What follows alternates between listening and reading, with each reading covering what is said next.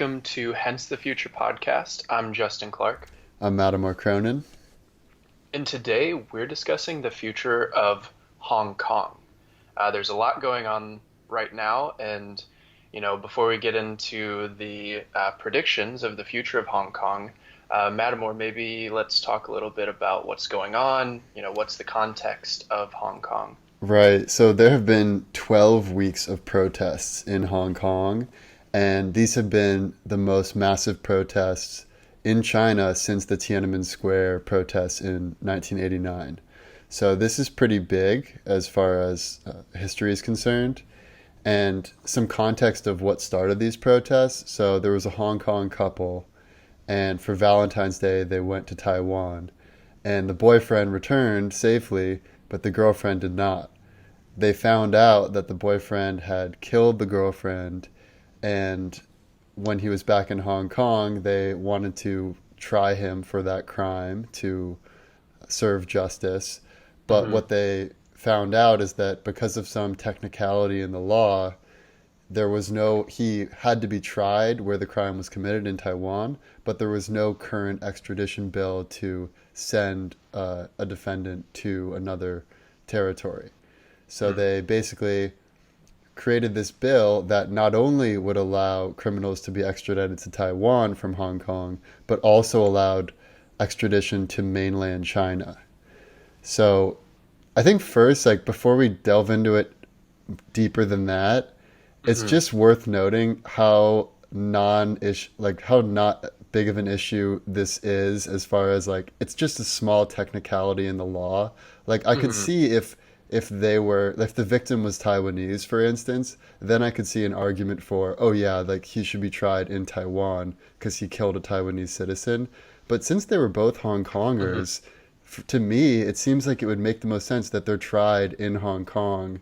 One Hong Konger kills another one, they should be tried in their homeland. So Yeah. it seems totally just like a cover, an opportunity really for mainland China to exert more control.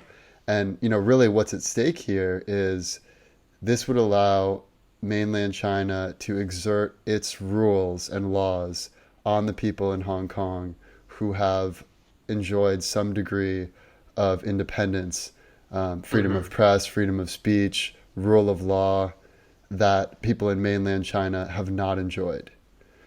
And Hmm. that's big. They're fighting for their future, and it's really inspiring to see these videos of people have been singing the American national anthem. We've seen videos of protesters tearing down facial recognition towers. I mean, it's just incredible. Like Hmm. so, Yeah, I mean, just to kind of further your point a little bit, China can bring people and, you know, try them in the mainland for anything they deem necessary. It's not just like necessarily um, law breaking people. Like it could just, well, okay, I guess it's law breaking people in the eyes of but China, but what does that even mean? it's the Communist Party above the rule of law Hmm. is basically the way that they've stated it. And I think it's helpful to just give a little bit of context of history of Hong Yeah, Kong yeah. and of China because that'll give people an idea of why it's so Hmm. crucial right now. So Hong Kong in 1842 was ceded from China to Britain in the First Opium War. Hmm. So basically, before then, China had opened up its trade a little bit, but it had a lot of things that the West wanted to buy, like tea, for instance, or spices, or things of that nature. But there wasn't really anything that China wanted to buy from the West. They pretty much had everything they need, until opium was brought to Hmm. China, and then everyone in China just absolutely went crazy for opium, and it got to a point where the government was so concerned that they basically said, no more opium. We're not going to allow any more British ships coming here and selling our people opium. And it got came to this point where they basically held this British admiral hostage and said, like, give us all your opium. And he said, okay, yeah, I'll give it to you, and then the British will pay for it turns out rather than the British paying for it, they actually came with their fleet and they basically took over Hong Kong and they even took over parts of mainland China. And then they came to a negotiation where they said, okay, for the next 100 years, Hong Kong will be over our control. And it was sort of a way for the West to have a node of connection with the Hmm. East. And that's really been the main value in China or in Hong Kong since then. It's been this place where whenever businesses want to do business with China, they always go to Hong Kong first. They write the agreements there because they don't have to worry as much about laws or, freedom of press or that sort of thing. Hmm. And they have really favorable tax incentives in Hong Kong as well. So it's just a financial hub in Yeah. general. And it got to the point where they were accounting for almost 30% of all of China's GDP in the 60s and 70s and 80s. Yeah. Now it's only about 3% of China's GDP because the Hmm. rest of China has gone through an amazing transformation and modernization in the last couple decades. Hmm. So that was in 1842. In Yeah. 1989, that was the Tiananmen Square protest. That is pretty much marks the end of resistance to the Communist Party in mainland China. Like you can think of that as when the Chinese Communist government had complete control of the mainland, more or Hmm. less. In 1997, that's when Britain actually gave back Hong Kong to China under the one country, two systems. And that's what they're Yeah. on right now, where Hmm. it's still part of China, but like we said, they have certain freedoms that people on the mainland do not. Yep. They can use a lot of technologies too. Like they can use Facebook, they can use YouTube. Like there's some freedoms and freedom from the censorship from the mainland, which is super important and probably Yeah, one of the main stems of concern. Like they have better information and haven't been fed a whole bunch of propaganda from the mainland, unlike the China mainlanders in right. China. Yeah, it's pretty amazing. I mean, that struck me as well as being the biggest difference is really the reality that people in these two different places inhabit. Yeah. One is very similar to the West, where they have access to all the same information. They can go on Wikipedia and search Tiananmen Square. They even hold Hmm. a vigil every year for the protesters who died in Tiananmen Square, the Oh. hundreds, if not thousands, of protesters who died. And that would Hmm. never fly on the mainland. But since it was handed over, the plan was that Hong Kong would have its same full autonomy until the year 2047, at which point it would fully integrate back to the mainland. And the idea from Britain's perspective was that, oh, well, as more wealth comes to any country, they tend to become more democratic, more free trade. So Britain was thinking, and Margaret Thatcher, who did the deal, was basically thinking, oh, yeah, by 2047, China will be a lot like the West and there'll be the same sort of freedoms that already exist in Hong Kong. That's not what's happened. Instead, what's happened is China has increased its authoritarian grip over its people, including Hong Kongers. And a Hmm. few examples of that are in 2012, China implemented the patriotic pro Chinese education system in Hong Kong. So, Hmm. this is basically getting the propaganda to kids in Hong Kong at a young age so that they have the same sort of mental thought patterns as people in mainland Hmm. China as they grow up. In 2014, 5 Hong Kong booksellers disappeared. Yeah. They were basically apprehended by secret police. And that And was because they were selling books that were against Xi Jinping. exactly, it's very similar to like 1984 or Fahrenheit Hmm. 451. I mean, it's just incredible when you think about the fact that this not only does it exist today in 2019, but it's the biggest world power outside of the US. Like it's the Hmm. other side of the coin of human civilization is this 1984 reality. It's completely Yeah. mind-blowing to me. Yeah. And then that sparked the after the booksellers were captured, that sparked the umbrella movement. And basically, all of these protesters with umbrellas to, shield them from the tear gas and batons of policemen, they occupied for 79 days. They did a peaceful protest. And the government basically just waited them out. They didn't impose too much force. They did Hmm. impose like tear gas and rubber bullets and stuff, but they didn't kill anyone like they did in Tiananmen, or at least not many people. Hmm. But they waited it out until people got tired and they went home. And so the protest didn't really accomplish much. Yeah. In the protest, the motivation, from what I understand, is Hong Kongers viewed, or they thought that, or they claimed that Beijing reneged on an agreement to give them open elections, so that it was sort of a way to protest.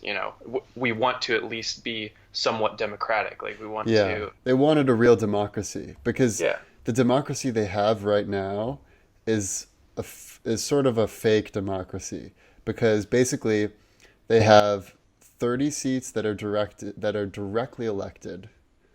They Hmm. have 30 seats that are basically just chosen by Beijing. Hmm. And then they have 5 seats that are chosen by the democracy, but they only can pick from the candidates that Beijing has said are Yeah. acceptable. So The they ones that love Beijing enough. right. So they've basically structured the system in such a way that they'll always have majority control Hmm. of parliament in Hong Kong. And so the so-called chief executive in Hong Kong, which is like their president of the city, Hmm. doesn't really have much power.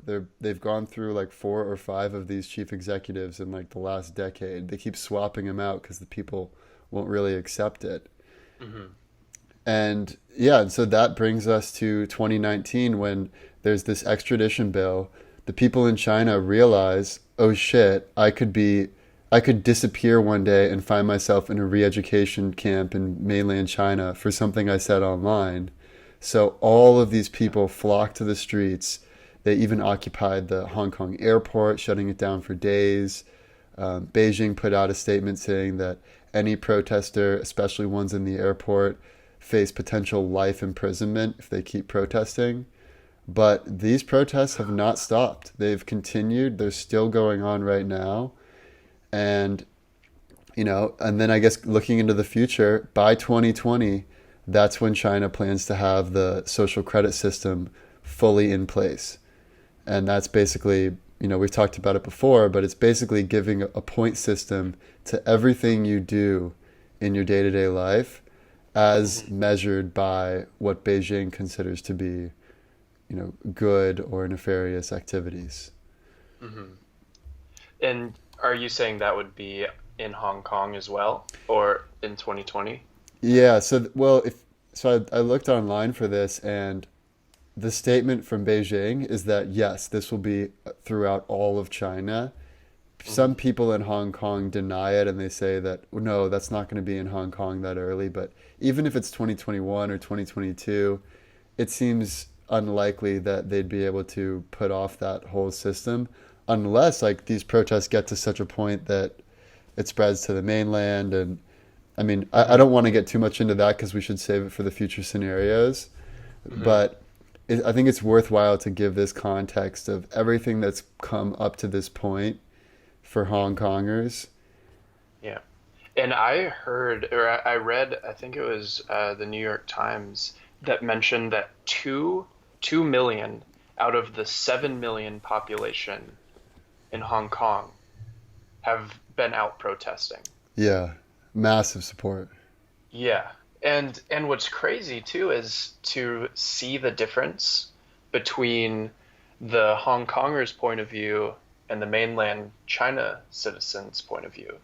And, maybe we should talk about that a little bit because it's a really interesting contrast. Yeah.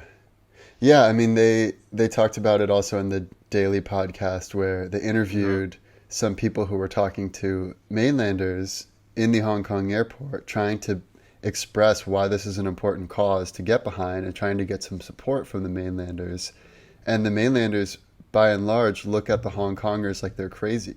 They're like, Hmm. "Look, you have a roof over your head, you have abundant food, you live in this ritzy city by the sea, what's wrong? As long as you're safe and well fed, why do you care about these abstract ideals like democracy and free information? Like who gives a Hmm. shit? Like just Yeah. let the government do, like the government knows best, kind of a thing. Hmm.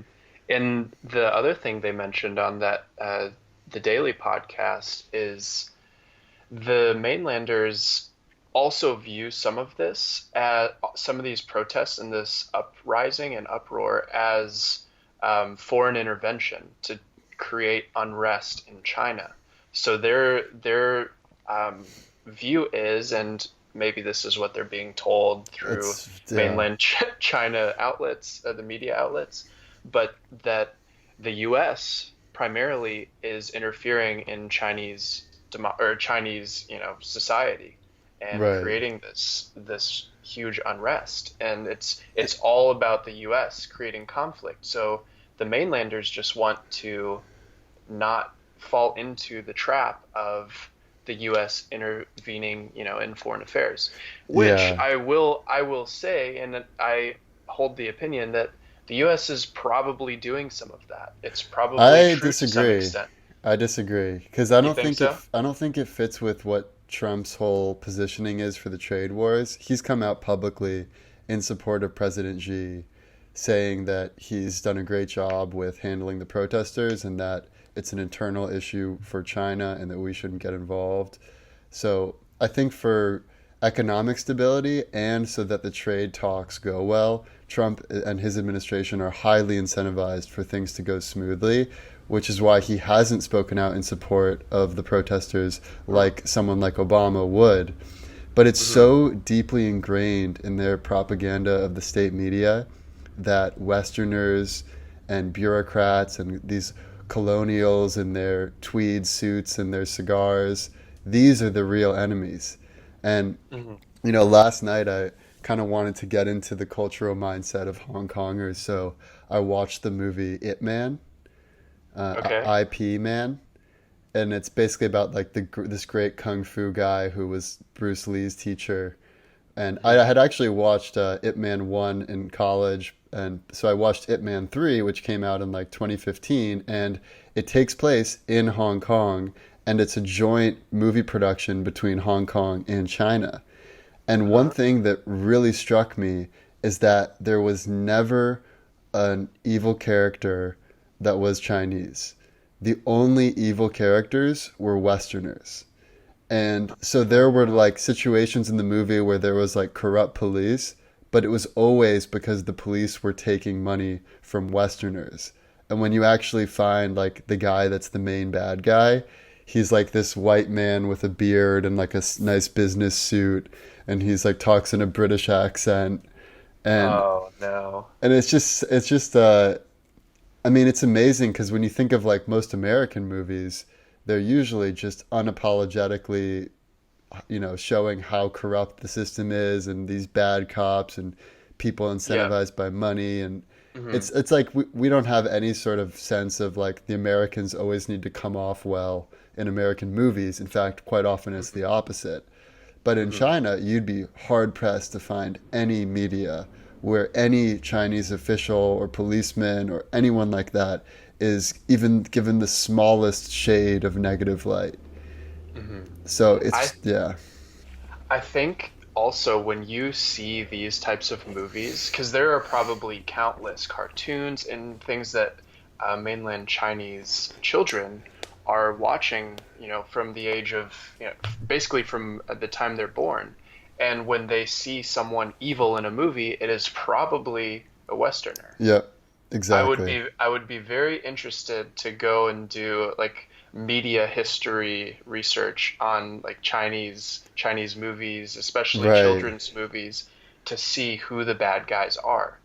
Um, Yeah, I mean, and yeah. It's almost like I get this sense that if you just think of each country as like a person, Mhm. it's almost like China has this insecurity complex. And part of it goes back to the Opium Wars, where up until the Opium Wars, everyone thought China was this great power that had this, these spices and the Silk Road and all of this stuff. Mhm. But after the first Opium War, they realized you could kind of push China around. And so a lot of Western countries came in and they took parts of China. They made all of these deals that weren't great for Chinese. And that's in Chinese history, that's considered the decade of great humiliation, where Mm, China was showed to not be as strong as people had previously thought. But since hmm World War II, they've just been doing everything in their power to defy that perception of them and to just be as strong and maintain control. And it's almost like because it's been going well, they're afraid that if they, let some information seep in or give their people a little more autonomy, like they won't know what to do with it and they'll misuse it and it'll be bad for them. Whereas America, if America's a person, it's somewhat sort of like, the gun wielding cowboy that like busts into the saloon and just shoots like haphazardly and then like this and then asks questions later. Like so we don't have Yeah. that issue of at all of like not trusting our citizens with information. Like every argument in America is about how like oh we need to give our people more rights and how can you tell me that I can't keep a Yeah. bazooka in the trunk of my car and so Yeah. it's amazing when you think of the cultural difference and the mindset and it's hmm similar but to a lesser degree with the difference between Hong Kongers and mainlanders. Yeah. Yeah, and both countries have their flaws, but if I were to choose, 1,000 times which country I want to be born in, I know which one I would choose, and that would be, the guns. I would rather be the gunslinging, even if there are some flaws, Right. I would still, rather be here where there is freedom. And that's something we've talked about a lot, that freedom is kind of the ultimate it leads to the ultimate happiness. Like if we were to design a society or a utopia, freedom would be the cornerstone. The master value. Yeah. Yeah. So, it's just one of those things where it's hard for us to really to put ourselves in the shoes of mainland Chinese people because we haven't grown up in that society, and it seems like there are a lot of happy people in China. Yeah. But I also wonder how much of that is, we recently spoke about the Portal podcast with Eric Weinstein, and he spoke to, I forgot his name recently, but they talk about falsified preferences, Right. where people, when they speak to each other, they tell each other that they have certain preferences, they have certain opinions, and so on. In China, this is absolutely necessary because if you speak out to any extent, or if you're a Hong Kong person and you speak out against China, but you have family in the mainland, those people are Right. going to be prosecuted. And it's one of those things that is really bothersome, and it creates this control, or it gives China this control that is, almost universal. And they can extend this power to people that, live in the US. And I think there was a Right. podcast episode from New York Times, The Daily, where one guy, moved to the US and was an outspoken critic of China. And his mother was sent to a re-education camp. And they, give updates to him about that situation. Yeah, it's pretty rotten by Western standards, but hmm I think you made a good point that it's easy to completely vilify China, hmm but people who live in China may have a different perspective. And I know we recently talked to our friend Anna, who hmm is from China. Her family's from China, and she says that the Western media often does make China out to be more of a villain than the people in China would consider it to be. hmm And part of that's because a lot of Chinese, a lot of mainlanders feel like the intention is in the right place. It's just that there is such a strong sense of the ends justify the means that they're willing to do these horrible means. Like you said, hmm locking up someone's grandma to prevent them from speaking out against the government. I mean, that's horrible. I don't care where you're born or where you're from. hmm That's not okay, especially if the grandma or the mom didn't do anything wrong or harm anyone else. Like Yeah. from my understanding, she was just living a peaceful life as a Muslim Chinese person in the Uyghur Hmm. region of northern China. Hmm. Um, so yeah, I mean, I completely agree with you that if I were to choose where to live, I'd rather have a little extra danger with a lot more Hmm. freedom Yeah. than something that feels like you're living in a simulation where you're not really getting the real facts, you're not really allowed to say what you mean. Hmm. Yeah, everything's safe and you have a job and a bite to eat and whatever, but it just feels like a far less fulfilling life than one in which you can freely express yourself and you don't have to like narrow your perspective at all so that it's in line with state doctrine. Hmm. Yeah, and I think too, just to kind of further that point, when you don't have that sort of freedom of thought and you're given bad information, the thing that sort of gives me hope about the long-term future is the fact that if you don't have the best information, you can't necessarily make the best decisions. You can't necessarily innovate the most effectively. If you don't know truly what the nature of reality is or where you stand socially or really anything else, this sort of disillusionment probably leads to bad innovation or slower innovation. And that's something we've sort of seen. We've seen that some Yeah. things move more slowly in China, but the other thing is we see that some things move way faster because there is a lot more control. So I'm a little conflicted on how I think this will play in the long term. If I think that, China is going to be a powerhouse of innovation, and Well, have you heard of the 2025 vision that I've heard of China's? it, but I don't know many of the details. Yeah, so China put out this 2025 vision, which is basically they want to dominate all of the main emergent technological sectors by Hmm. 2025. And that includes AI, robotics, machine learning, Hmm. aerospace, automotive, self driving cars, you name it. Um, they want to dominate it. And they're doing a pretty good job of getting there. So, Hmm. whereas in the past, since World War II, China has basically been the de facto manufacturer for US Hmm. companies, and there's been a great relationship where we've both benefited a lot, but now it's getting to the point where China is well poised to actually surpass the US in its ability to deliver on these emergent technological fields. And that's what we're Yeah. seeing play out not just in China and the US, but across the globe with Hmm. 5G and all of the infrastructure they're building in Africa. And Hmm. it's almost like a whole separate system of how to run the world than the system that Western allies have put together. Hmm. Yeah, and it seems like a lot of this is they do have state-run capitalism. China does, so it's like it's not like they are just completely communist and are being completely controlled by the government. So it's this really interesting way to run a government. I don't necessarily agree with it at all, but it seems like there's a lot of companies that are starting to be built in China, like in Shenzhen, which is being touted as the new Silicon Valley, or I forgot exactly what its nickname is, but Mm-hmm. it's basically where tech is on the rise, and it's crazy. This old farm town basically is shooting up skyscrapers on the daily, and companies are being started there nonstop, and I think it has the highest um, per capita rate of new billionaires right now. So like a lot of successful companies are being started in Shenzhen.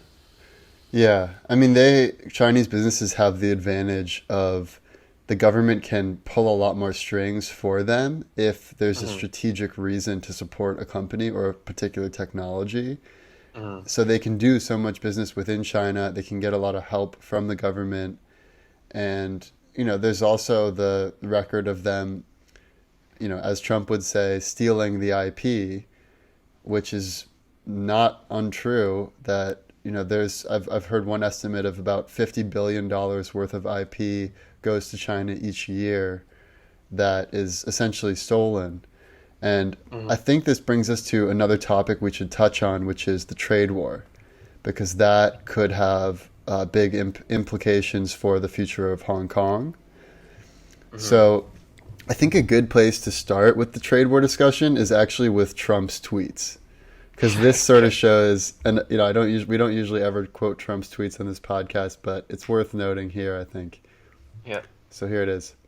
Our country has lost, stupidly, trillions of dollars with China over many years. They have stolen our intellectual property at a rate of hundreds of billions of dollars a year, and they want to continue. I won't let it happen. We don't need China, and frankly, would be far better off without them. The vast amounts of money made and stolen by China from the United States year after year for decades will and must stop. Our great American companies are hereby ordered Our great American companies are hereby ordered to immediately start looking for an alternative to China, including bringing your companies home and making your products in the USA. So Wow. I don't usually agree with Trump, but I must say I kind of agree with him.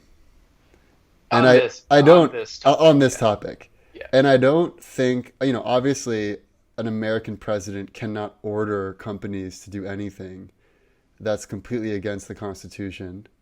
But I think strategically, Trump is right in the sense that we had a very imbalanced trade with China since World War II, and that was intentional. We were the country that was the wealthiest in the world and the most powerful. China wasn't even close. So we made trade deals with China and with other countries that favored the other countries to sort of help bring them up to our level of wealth so that we can have a long-term successful partnership. So, but now, when we've had such trade imbalance for so long and IP secrets have been stolen, and there's also the fentanyl issue where, kind of like the opium war, China's been sending us fentanyl and killing like 50,000 Americans a year. Wow. Not intentionally, but it's like it's a big problem you can't I overlook, mean, and it's something the Chinese government could stop if they really wanted to. hmm. When you take all this into consideration, it does seem like if we're ever going to make a stand against China, now is the time. Especially because if you just look at the growth curves of China and the US, we're like right coming up to that point where the Where we US, intersect. exactly, Right. where Yeah. China becomes more powerful and wealthy. So if we don't Hmm. renegotiate trade now, then when would we? Like 20 years or 10 years from now after Yeah. the 2025 vision's been fully realized? So I kind Hmm. of think it is the right time to have trade negotiations, maybe not a trade war. And Right. the other thing is, I think we should have done it with other countries, not just going off on our own, but with the support of Europe. And so I don't necessarily agree with the Yeah. way Trump is going about it, but I Yeah. do agree with the fact that it's either now or never, essentially. Yeah. Oh, I totally agree with that.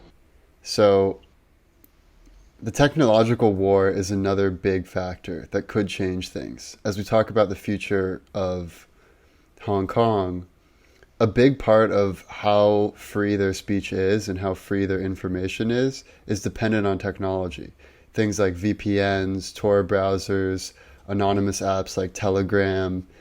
If technology makes it very difficult to control information, that would have a big impact on the future of Hong Kong. If, on the other hand, the technology for controlling information continues to advance and overtake the technology for being anonymized, Hmm. then it seems like the scale will tip very quickly in favor of a unified China. Hmm. So that's a big factor.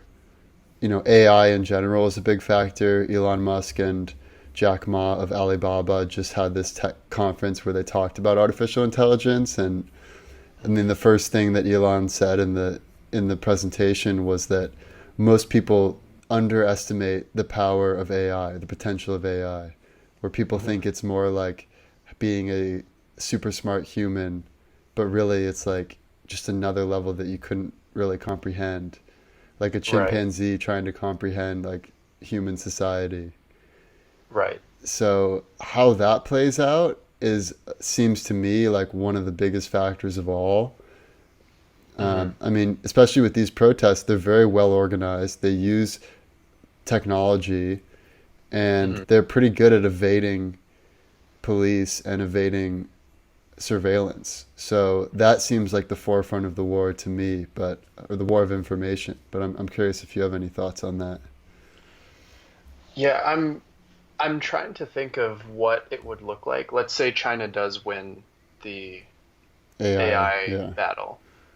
What happens? How do they use that in the context of, gaining more power, unifying itself with Hong Kong, or unifying Hong Kong with itself?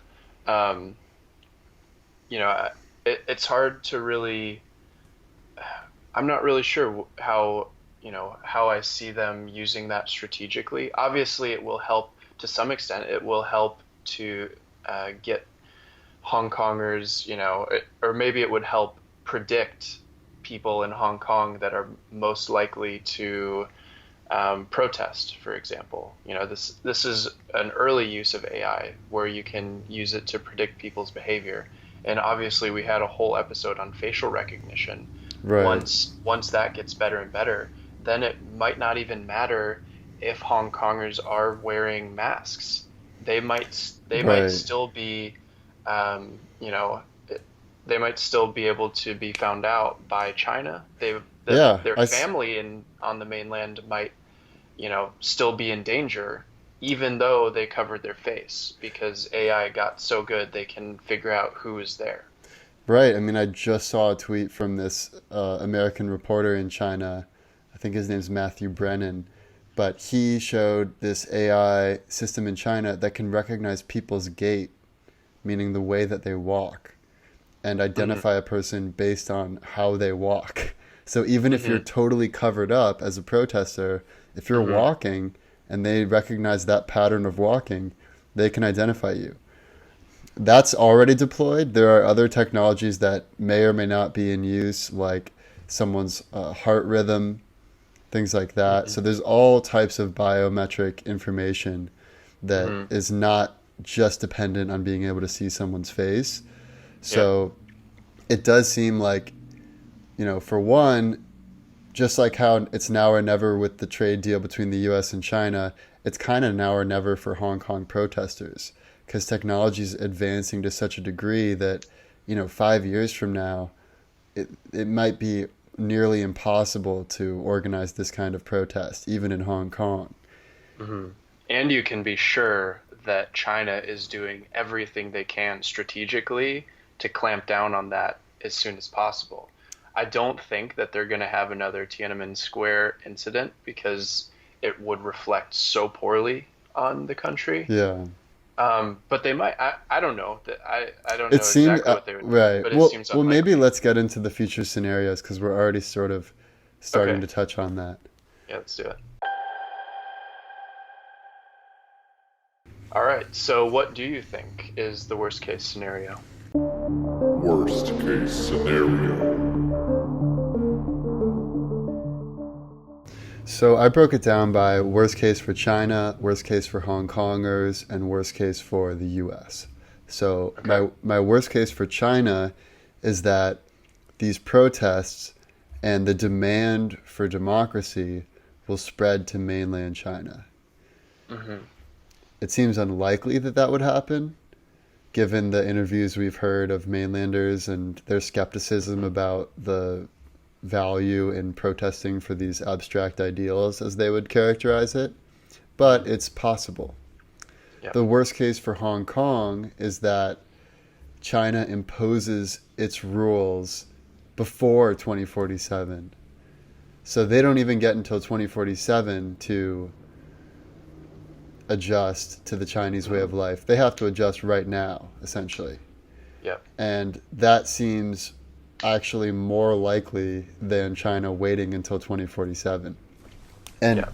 I think it's also just worth thinking about if you grew up in Hong Kong from the time that it was controlled by the British, and now you're like a 30-year-old, 40-year-old person, Hmm. and you're realizing that by 2047, you'll be near the end of your life, and the kids that are being born that were born since Hmm. the one party two systems, those kids may be totally indoctrinated by the Chinese way. So I think thinking about this from a Hmm. generational perspective is really key, because one Yeah. generation that knows what it was like to live under British rule is going to be entirely different from a generation that has never known that type of freedom. Hmm. It's almost the inverse of what happens in the US. Or I guess it's sort of the same. There are always generational divides, and it depends on what the cultural norms are at the time that people Yeah. grew up. Well, So, like in the U.S., go it ahead. is the inverse. I think you're right, because in the Okay. US each generation tends to get more and more progressive. So like Hmm. in a few generations they'll be like, I don't care, go marry your horse, and like Yeah. it's like, who gives a shit? Do whatever you want to do, kind of a Yeah. mentality. But in China, Hmm. because they're controlling information actively, it's going to go in the opposite direction, where they'll become less Hmm. progressive over time. Yeah.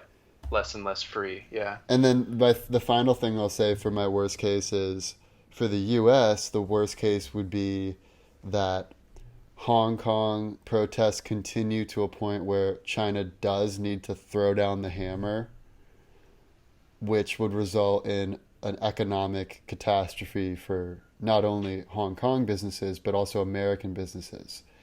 And that doesn't put a dent in China's grip on the Communist Party's control.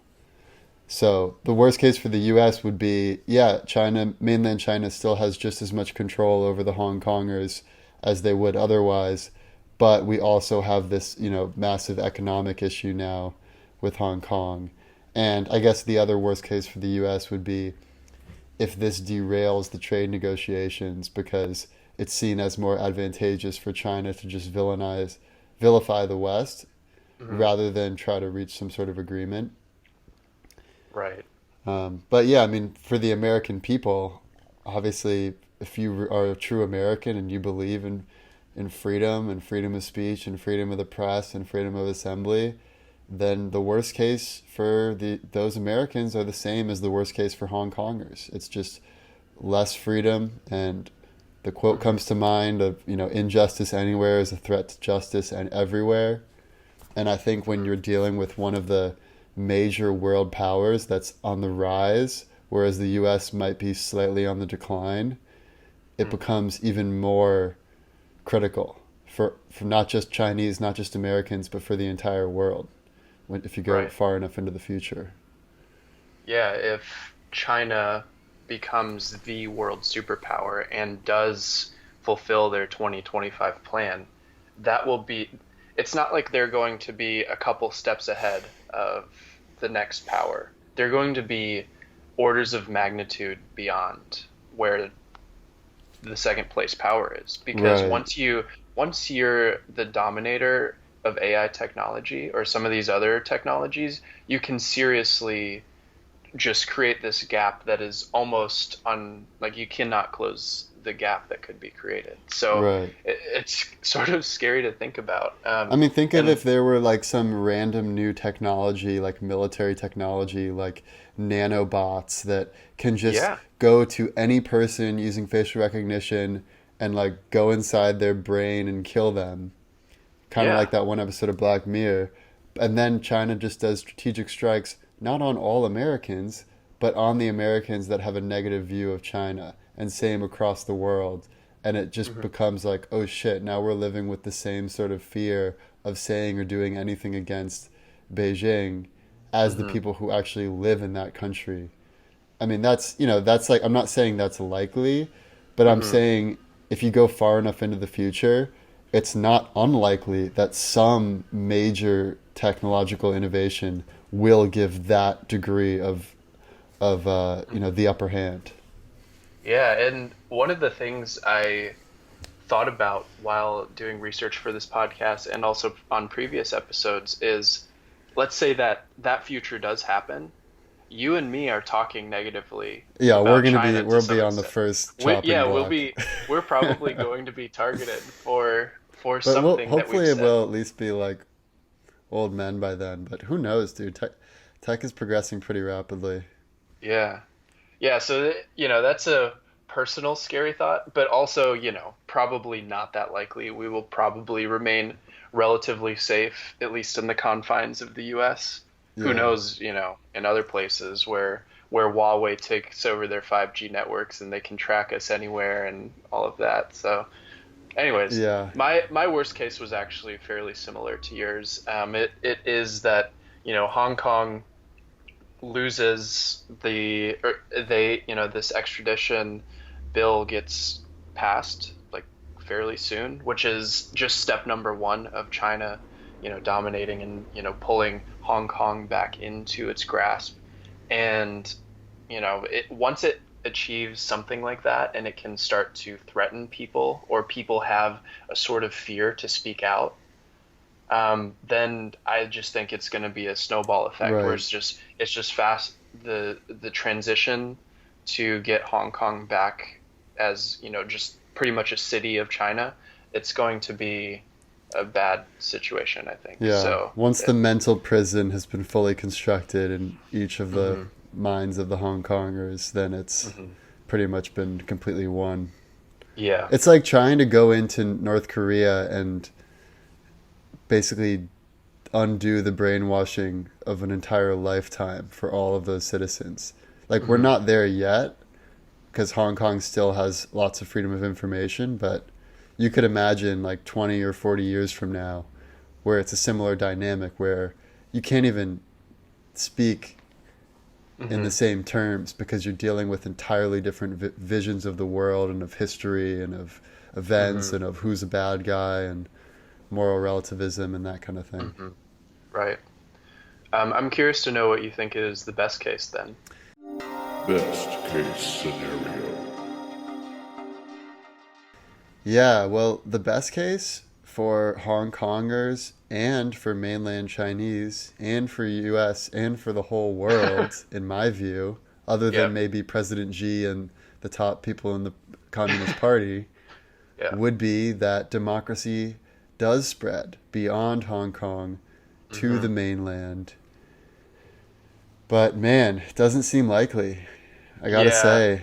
Yeah, that was exactly my best case because if these protests can somehow spark something in the mainland and there's a little bit of a shift in the mind. Maybe there's not protests on the mainland. There's got to be some sort of tipping point because the Chinese power does not have universal control. If the people of China stood up to the government as a whole or as a majority, I don't think the Chinese government has a chance. The same way that if the U.S. revolted against the government, Right, that because the we would country probably is its people. right. It's not just the leader. Hmm. But they've made such a point of this sort of divide and conquer where they'll just snipe off people individually, Hmm. they'll just disappear and then people won't even talk about it because they're like afraid to even be associated. So Hmm. like this fear has been the biggest reason why they haven't had massive protests since Tiananmen, and that really got embedded in their psyche from Tiananmen. I mean, they had, hundreds, if not thousands, of people just shot for protesting.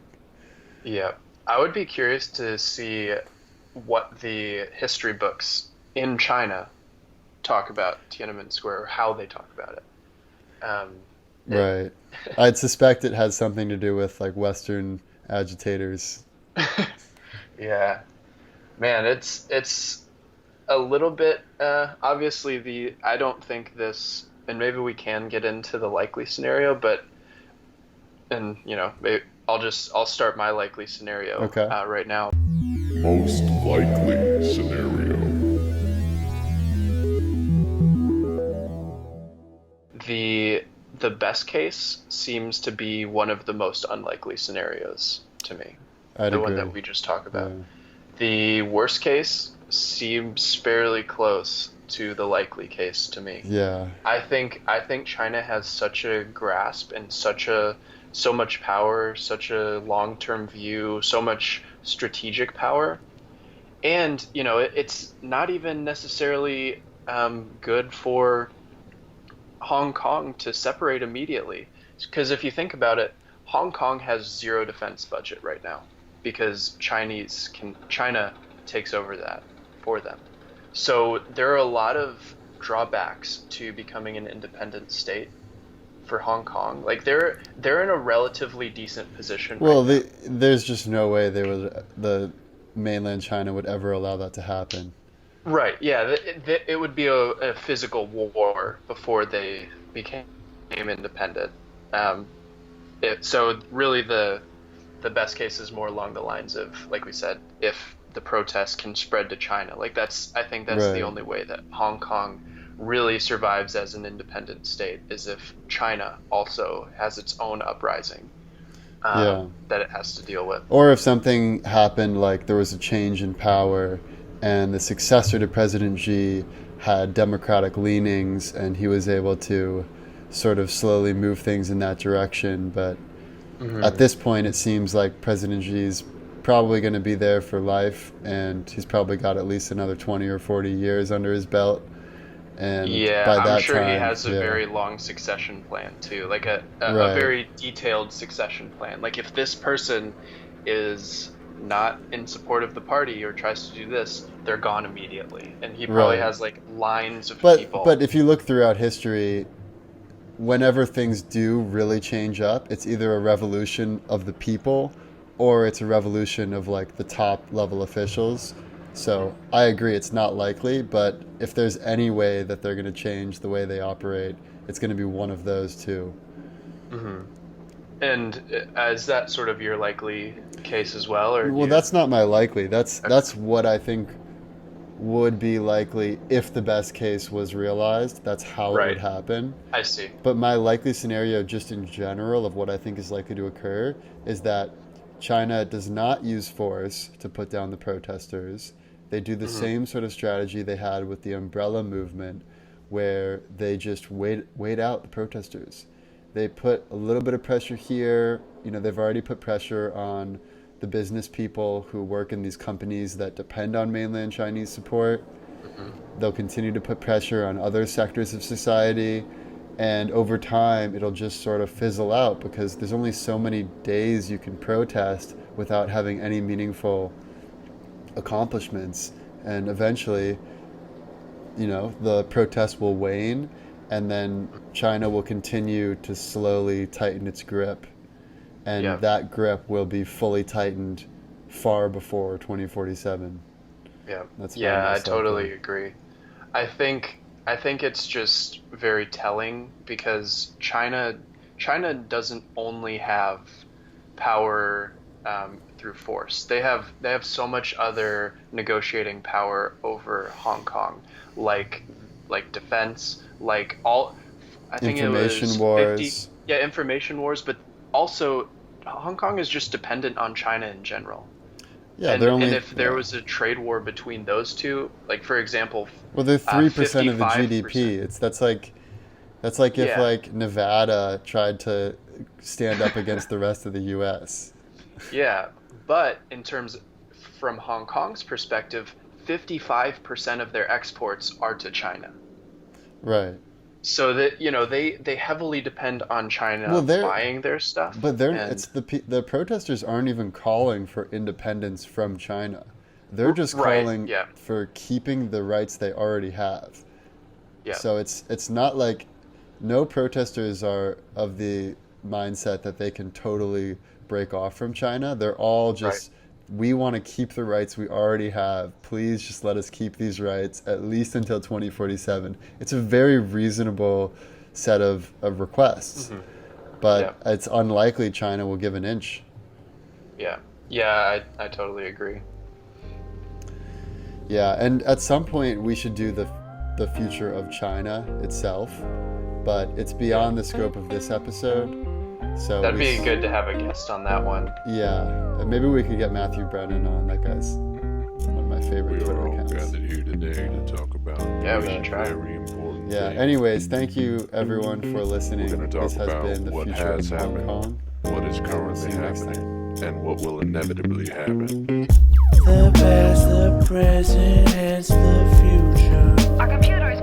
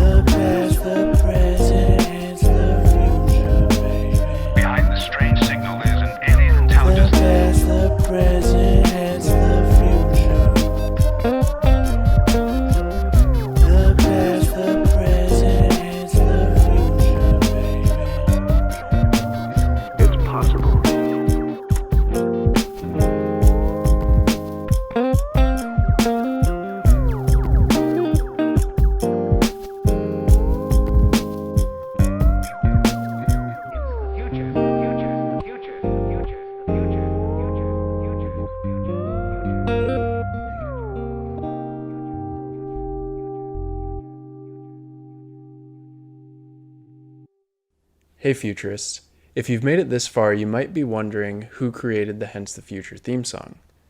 It was created by the Walden Brothers, and you can find them on Spotify. The Walden Brothers also produced the sound bites for the worst case, the best case, and the most likely future scenarios. At Hence the Future, we're always looking for ways to improve the quality of our episodes and our predictions. To that end, we're building a team of researchers to curate the most authoritative and highly vetted sources as the foundation for every episode. If you'd like to support these efforts, you can donate a small monthly amount at anchor.fm/hencethefuture. And if you haven't done so already, please rate and review the podcast on iTunes or wherever you listen to podcasts. We appreciate your support.